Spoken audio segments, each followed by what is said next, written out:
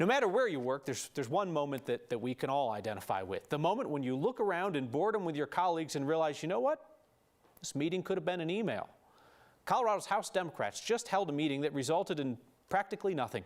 The purpose was to pick a new Speaker of Colorado's House. Politics guy Marshall Zellinger got to sit through the meeting as well. I don't know, Marshall, maybe Democrats were just so excited about their election night blue wave, they want to spend some time together.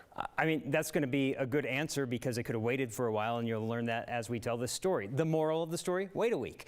Based on current election results, there are 46 Democrats projected to be in the state House. The problem is the House Democrats think 3 of those Democrats could still lose to Republicans. But those 3 Democrats participated today in voting for a new House Speaker, and apparently the results are within 3 votes, so the leadership election was put on pause to make sure everyone who voted today is really going to be a lawmaker.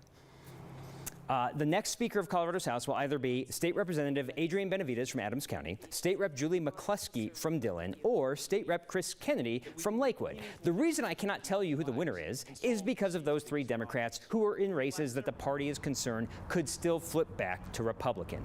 One of them is a race in Colorado Springs separated by 596 votes. A race in Douglas County has a difference of 531 votes. And a race in Douglas and Arapahoe counties is separated by 908 votes. Oddly, there's an even closer race, one that's separated by 56 votes, but the Dems believe the outstanding votes in that district are in bolder blue areas. The point is, these 3 Democrats voted today to pick a new House Speaker, and the vote between the 3 candidates for House Speaker was within 3 votes. So nothing can move forward until the Democrats are sure everyone who voted today is really an elected lawmaker.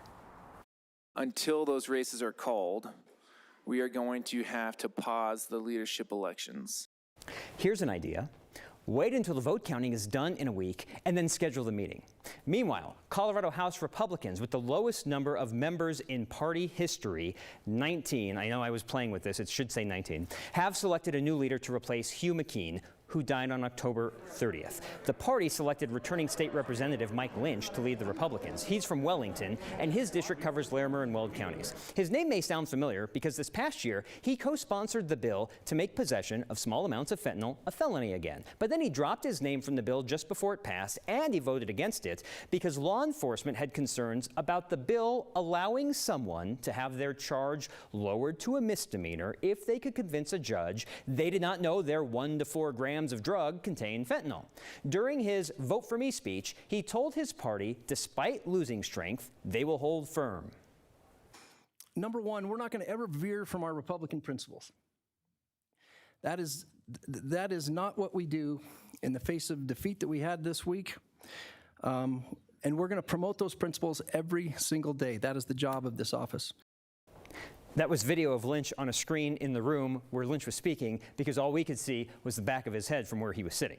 After the meeting, I asked him what he meant by not veering from Republican principles. It means that this state is still suffering from high crime, still suffering from inflation, still suffering from a fentanyl epidemic. I pointed out that voters knew that and still sent fewer Republicans back to the state House. He said those issues have not gone away.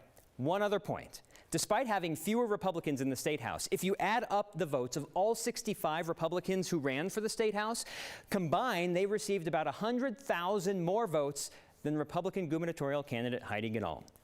Governor Polis outperformed the 65 House Democratic candidates by about 200,000, Kyle. So you never want to refer to a candidate as generic, but they have that thing called the generic ballot where they say, who do you want to represent you in Congress, a Democrat or a Republican? But then at the end of the day, push comes to shove and you have to pick somebody with a name and a face and that kind of thing.